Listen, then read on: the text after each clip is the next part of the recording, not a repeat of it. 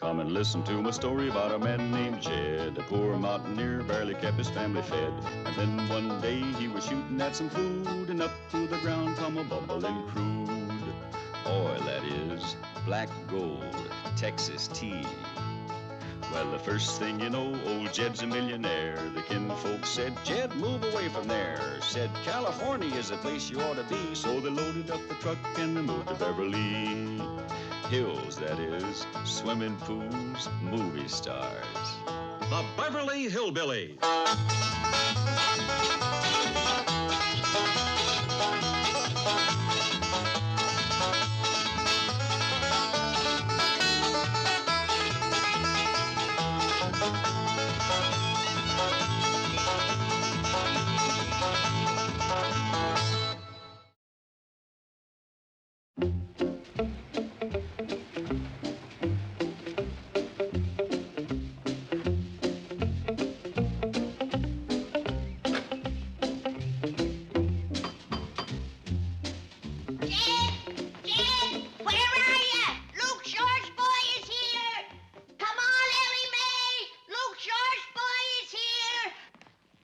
Busman's come in early. Don't keep your husband waiting, Ellie Mae. Husband? Well, I mean husband-to-be. Now, Granny, you promised you wouldn't go talking marriage right off. All right. Open the door and let the groom in. Good morning, Mr. Clampett. Granny? Howdy. Jane, Apparently you were expecting someone else. I can come back. oh, no. Come in. You're just in time for a heart-thumping treat. Guess who's coming? Cary Grant. Rex Harrison. Paul Newman. Get hold of yourself. It's Luke Short's boy. Who? Come to think of it, Granny, I reckon Miss Jane ain't ever seen Luke's boy. Well, you heard of him, ain't you? Well, I'm afraid not. Tell me about him. Well, first off, his pa owns the general store back home. Oh, yes, I've heard you speak of Luke Short's General Store. Is this Luke Jr.? Well, his given name is Beauregard, but everybody calls him Bo. Luke had 13 youngins, and Bo was a pick of the litter. Purtiest baby I ever did see. Had yaller curls all over his head. I remember when he was a boy, his pa used to cut his hair, the girls used to crowd around and scrap over the clippings. His pa had to take him out of school 'cause the girls couldn't keep their minds on their studies. And he went to clerking in the store, and Luke's business just doubled. On Saturdays, you couldn't get close to that store for the mamas and the daughters. Used to come from 40, 50 miles away. More than that if they had a ride. No two ways about it. Luke Short's boy was always looked on as a catch of the heels. A son-in-law you can be proud of, Jed. He's here to marry Ellie? Now, Granny, I ain't heard a word about that, and it ain't fair to get Ellie all steamed up over something that might not happen. They're here! They're here! Ellie! Come on, Jethro's back with your husband! My goodness, I'm quite nervous at the prospect of meeting this extraordinary young man. No need to be, Miss Jane, because in spite of all the fuss that's been made over him, Bo's managed to keep both feet on the ground. Uncle Jed! Granny! He's here! Come on in, Bo! Howdy. Howdy, Bo. Good to see you. Thank you, Mr. Clampett. Oh, you old heartbreaker, you! How are you? Fine, Granny. This here is Miss Hathaway. Howdy, Miss Hathaway. How do you do, Mr. Short? Well, everybody in the parlor. I'll fetch some cold cider. I'll get Bo's suitcases. I'll do that, Jethro. You put the truck away. Yes, sir. Well, how was your trip? Your first visit here? Don't you care to talk? I'm sorry, ma'am, but for all I know, you might be one of them Hollywood sirens. Paul warned me not to answer no questions, 'cause that's how they find out where you carry your money. I assure you, I am not a Hollywood siren. Well, I'm glad, 'cause I got pretty nigh $30 sewed into the lining of my suit. You going I'll take these up to your room. I'll take them, Mr. Clampett. I brung presents for everybody. He's a regular fashion plate, ain't he? Yes, you don't see clothes like that too often. Of course, with his pa's money, he can afford to be a style setter. You go on in. I'll go up and fetch Ellie. Oh, let me do that. You go and entertain your company. Well, thank you. She ought to be ready by now. Granny got her started early this morning. I'll bet she's excited. Well, Granny is. I ain't so sure about Ellie. Ellie Mae, Beauregard's waiting to see you. Are you ready? Sure I am. Howdy, Miss Jane. Ellie Mae, what in the world? Why have you done this? Well, Granny told me to put on a dress because Bo Short was going to ask me to marry up with him. Well, he certainly won't ask you if you look like this. That's what I figured.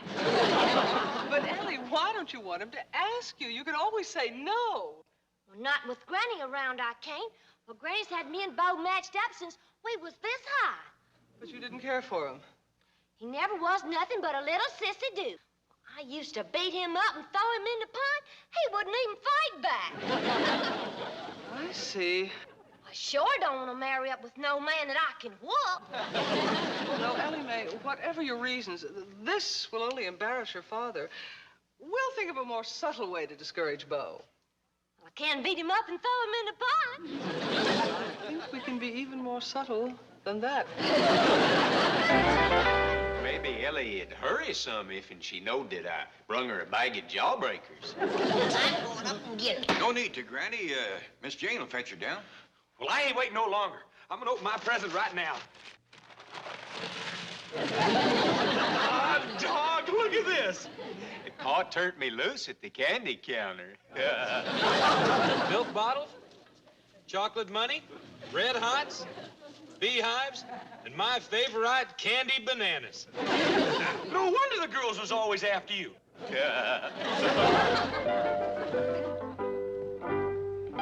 Now, believe me, Ellie, he'll be much more frightened of you this way. Now, remember, you're a Hollywood siren. I'll do my best, Miss Jane.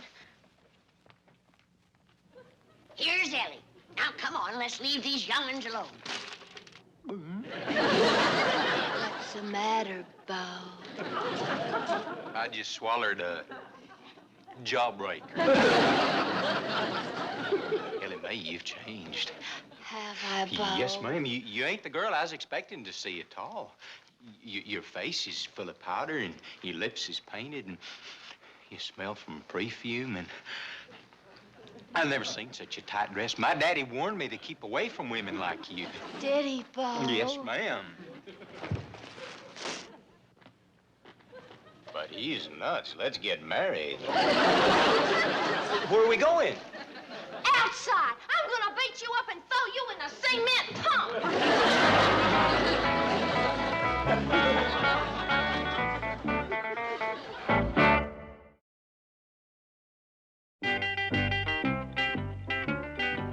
Well, son, when's the wedding gonna be? Granny, I've been wondering, do you think Ellie really wants to marry me? Oh, of course she does. What made you ask? Well, if you hadn't have stopped her, she was gonna beat me up and throw me in the pond. That's because she's a high-spirited girl, Bo. You want a high-spirited wife, don't you? Well, I reckon. But I ain't keen on spending my married life in the water. That's just her way of showing you how much she loves you. The feller could drown on that kind of love. Now, don't you worry, Bo. You just keep thinking how beautiful Ellie looks. Oh, she is prettier than the fresh-caught trout. Make you a dandy wife. If and I could just be sure she really loves me. I never did like him, and I don't like him now. He ain't nothing but a sissy dude. I'm gonna beat him up and throw him in a pond. That ain't gonna do nothing but get Granny mad and Bo wet. Mr. Clampett, since I feel that I am in large measure responsible for this situation, I am ready to throw myself into the breach. What you mean?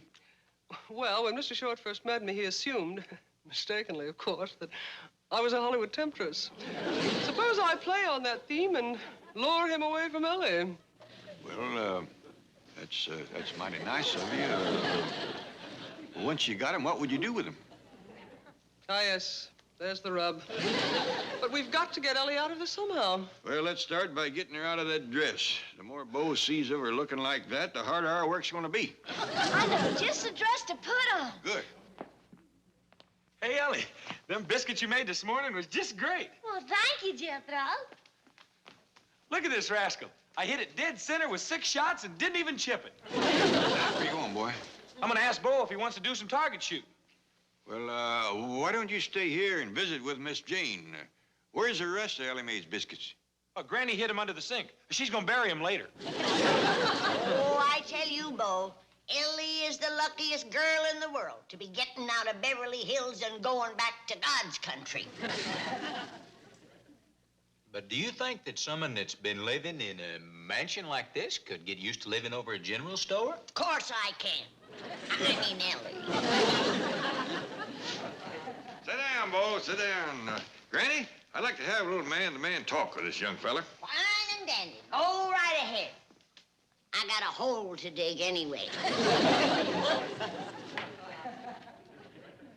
Oh, by the way, Bo, how'd you like the biscuits that Ellie Mae baked? The what biscuits? You mean Granny didn't give you none? No, sir. In fact, every time I mentioned Ellie Mae's cooking, she changed the subject. Well, I reckon she just didn't want to brag. The fact is, Ellie Mae's biscuits is so special that Granny has to hide them under the sink here.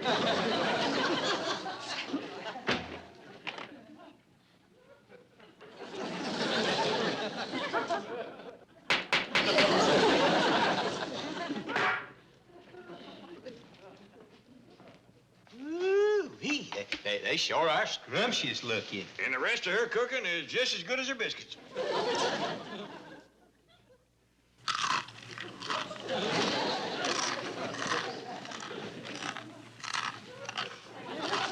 Nice and crisp. That ain't your teeth I hear busting up, is it? No, sir, I got dandy strong teeth. I was practically raised on jawbreakers. I reckon that brings us to the man-to-man talk. You sure you're in love with Ellie Mae? You know, to tell you the truth, there is one thing about marrying Ellie that's got me worried. What's that? Howdy, Bo. Howdy, Paul. Ellie Mae Clampett. Now you have gone and showed Bo what you really look like. I don't care. Oh, ain't she a mess? I declare you could throw her in the river and skim ugly for 2 months. Well, that takes care of my only worry. It does? Yes, sir. You see, I'm gonna be busy in the general store, and I need a wife that ain't too grand to slop hogs and scrub the floor and clean out the barn. You just gotta marry me now. Come on, we's going to the pond. Now, wait a minute, Ellie. He just ate one of your biscuits. He'll sink like a rock. Where are you taking me, Miss Hathaway? Just over to the sofa. I have something very important to talk to you about. But I'm already spoken for. I'm not going to ask you to marry me. I'm going to ask you not to marry any woman. Well, gee, what else can a fella marry? Bo, once in a blue moon, a man comes along who's the answer to every woman's dream. Her secret love, Mr. Ideal. Bo, you are such a man. I am? Yes. You're too good for any one woman. You belong to all women everywhere. I do? Yes. As long as you're free, they can have a dream. Don't break their hearts. What'll I do? Fulfill your destiny. Be a man of the world, a Prince Charming to all the lonely Cinderellas. Be the sweetheart of 1,000 women. Gee, I'm gonna need a bicycle. Hey, Bo, you ain't really gonna marry up with my dumb old cousin, are you? No, he isn't, Jethro. He's going to be a man of the world, a sophisticated international playboy, aren't you, Bo? Well, I'd hate to break all them women's hearts. It sounds like more fun than getting thrown in the pond, only I don't know how to be a sophisticated international playboy. Heck, fire, I can learn you. You, Jethro? I mean, You, Jethro, of course. What better teacher? Come on, Bo. What do we do, Jethro? Well, we go into town and we stand on the corner and we get us some girls. Is it that easy? It is when you got what we got.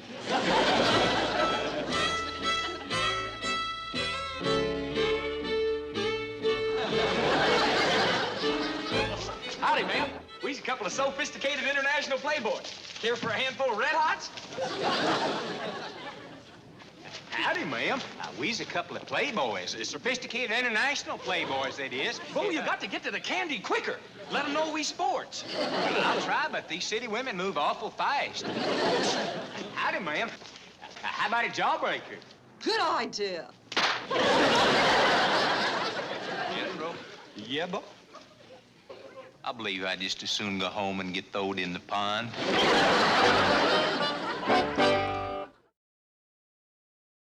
I want to thank you again, Miss Jane. I don't know what you told Bo, but whatever it was, it sure got shut of him. Well, I simply appealed to his male egotism and suggested that he reject monogamy and choose instead the more hedonistic existence of a bon vivant. Yeah, well, whatever that is, it sure got shut of him. Dad! Get the guns! Get the hounds! That Bo Short has run out on your daughter! Granny, wait. We've been waiting since Ellie was 12. Now that she finally got a fella, he ain't getting away. Oh, dear, I didn't foresee this. Well, I can handle Granny. Where'd the boys go? Into town to flirt with girls. Well, that ought to keep them there a spell. Come on, Duke. Hurry!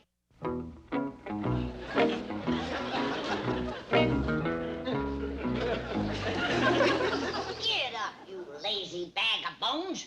We gotta track down that two-legged weasel that has trumped on the family honor. Here you are, Jed. Here, Miss Jane. Now just shoot to scare him. We want him to be able to stand up in front of the preacher. Well, let's have Miss Jane take her car and look for the rascal in town. Good hunting, Miss Jane. You know what he looks like, don't you? Roger Wilco. I hope she don't bring him back instead of Bo. She won't. Now, Granny, you scour the country out back of the house, and I'll cover the other direction. Can I take old Duke with me? My nose ain't what it used to be. Good luck. If I see him, I'll fetch him back. He might be limping a little, but he'll come. What are you shooting, rock salt? No, rice. It stings just as bad and hints at the same time.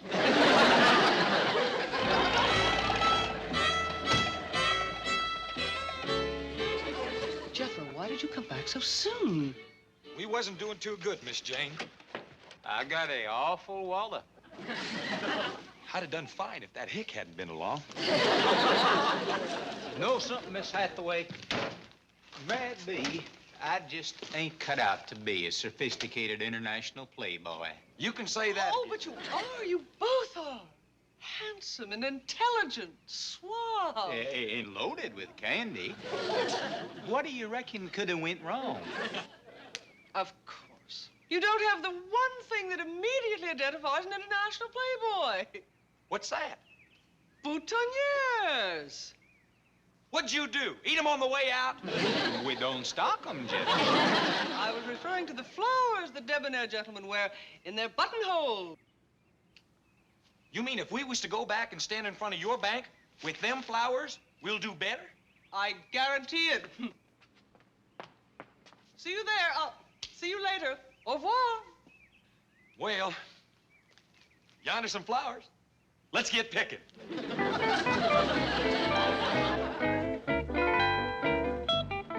Good. We're in time. Now, you know your assignments. If you carry them out convincingly, you not only get this afternoon off, but you may come in late tomorrow as well. Oh, that's wonderful. You don't have to worry about me. I go to acting school at night. Fine. Are you sure this will be all right with Mr. Drysdale? I'll take full responsibility. Besides, Mr. Drysdale is out of town. Here they come, to your posts.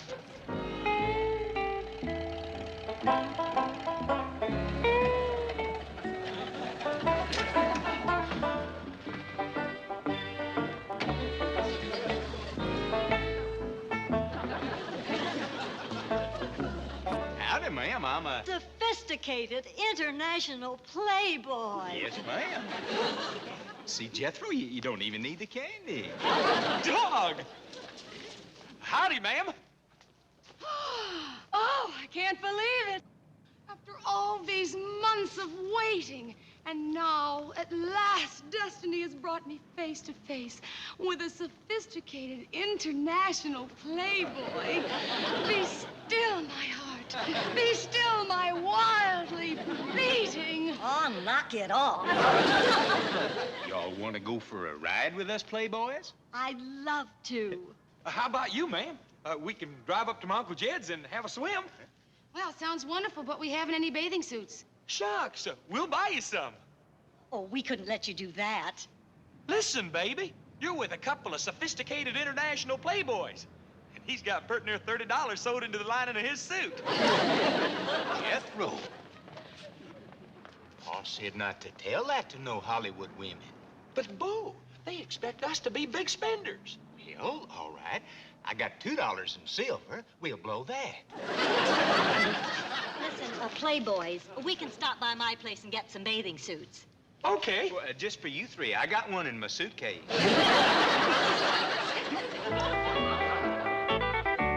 Howdy, ma'am. This here is Jed Clampett. I'd like to talk to Luke Short. Oh, he runs the general store back in Sibley. Sibley? Oh, that's just a couple of wagon greasings up the road from Buckner. Buckner? Well, yeah, that's just a hoot and a holler south of Mincy. Well, ma'am, Mincy is the county seat. Come on, Bo. The girls is waiting. Hey, Jethro, is that all you gonna wear? Well, sure. This is what you wear for swimming in Beverly Hills. Oh, well, then I ain't going up there with them girls. This is what fellas wear. Doggone it, I forgot my flower. You go up and talk to the girls, and I'll go fetch it. Go on!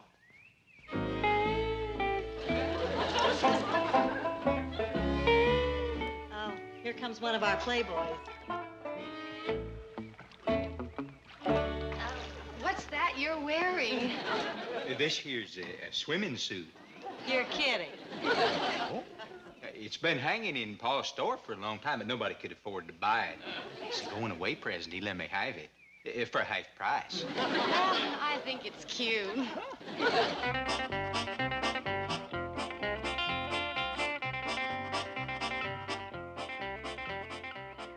Who's that?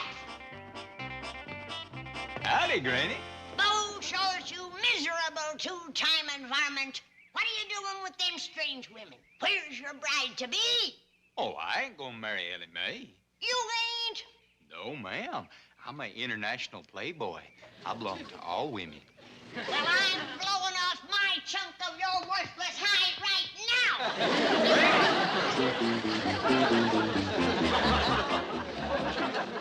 Is that a fact? Well, Luke, I wonder how come Bo didn't say nothing. Oh, yeah, I know what you mean. Jethro didn't get seconds on brains neither.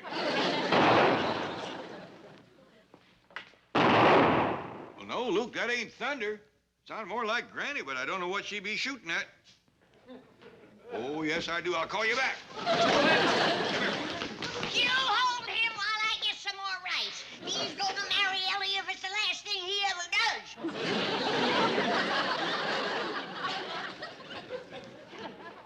Granny, I just been talking to Luke Short. Bo didn't come out here to marry Ellie.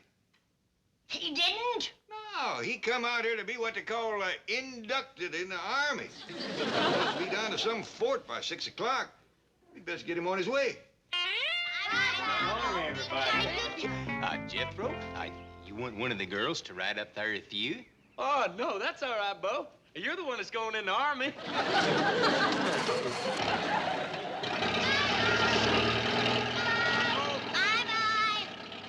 What I want to know is why he had to come all the way out here to get inducted. Well, Luke says the Army couldn't take a chance on drafting him back home. The girls would have rioted. Yeah. Bo always was looked on as the catch of the hills.